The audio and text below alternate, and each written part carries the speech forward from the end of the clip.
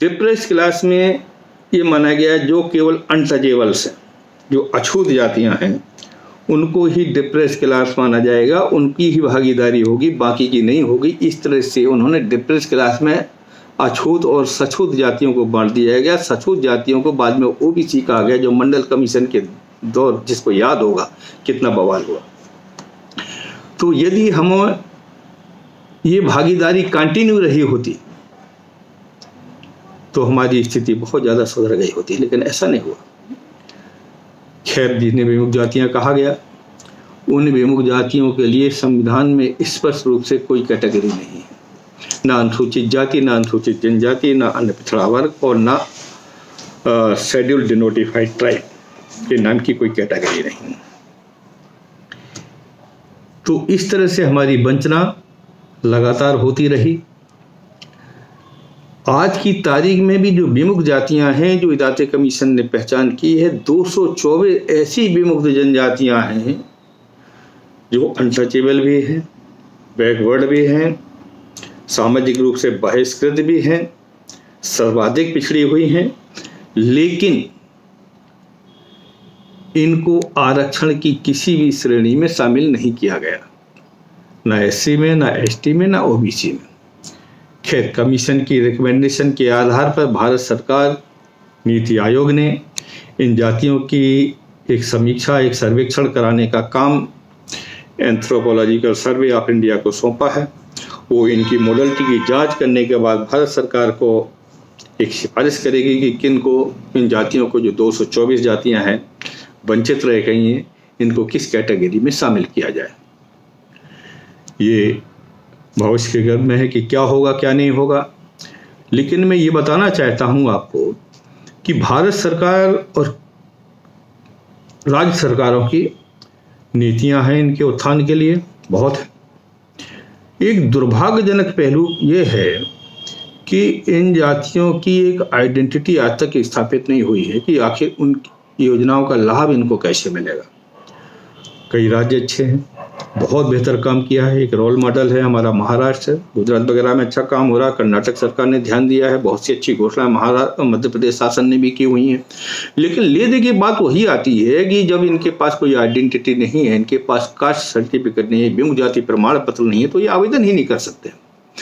तो इस बात पर इदाते कमीशन ने गौर किया था कि इन तरह की तमाम समस्याओं के लिए हमें ब्यूरोक्रेसी को सेंसिटाइज करना पड़ेगा, राजनेताओं को संवेदनशील बनाना होगा, और तब ये संभव है। वरना नियम और नीतियां होने के बावजूद नियत नहीं बन पाएगी और इन जातियों को किसी तरह का कोई लाभ नहीं मिल पाएगा, विमुक्त जाति का, इनकी मेन स्ट्रीमिंग नहीं हो पाएगी। तो अभी तक जो सर्वाधिक वंचित समुदाय है, विमुक्त और घुमंतु जनजातियां ही। 1931 का जो लास्ट सेंसस था ब्रिटिश पीरियड का, उसमें आप यदि पढ़ेंगे तो साफ लिखा हुआ कि जो क्रिमिनल ट्राइब है उनकी स्थिति अनटचेबल, यानी आज की तारीख में अनुसूचित जातियों से भी ज़्यादा खराब है, बहुत ज़्यादा बैकवर्ड है, लेकिन उनको अनुसूचित जाति या अनुसूचित जनजाति में शामिल नहीं किया गया। ये राजनीतिक कारण थे, जो भी थे, उस पर फिर कभी चर्चा करेंगे। फिलहाल 31 अगस्त को हमारा विमुक्त दिवस है। हम जिस हाल में जैसे भी हैं, वंचना हमको बर्दाश्त करनी पड़ रही है। हमें लगता है कि सरकारें धीरे धीरे संवेदनशील हो रही हैं और हमारे जो मूलभूत अधिकार हैं वो जरूर मिलेंगे, और जो विभेद है, अभी एक डिस्क्रिमिनेशन है अन्य जातियों के साथ, वो हमारा निश्चित ही दूर होगा।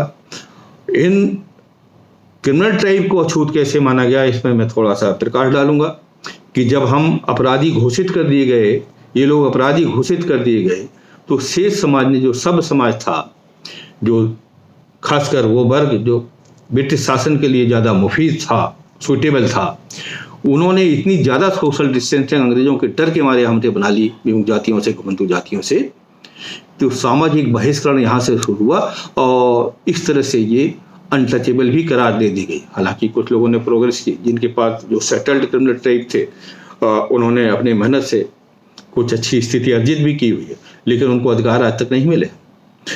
तो जो क्रिमिनलिटी की स्टिग्मा के कारण अनटचेबल हुए, अछूत हुए, तो मैकाले के मानस पुत्रों ने उनका सारा ठीकरा अनटचेबिलिटी का, अस्पृश्यता का हमारे ग्रंथों पर फोड़ दिया है।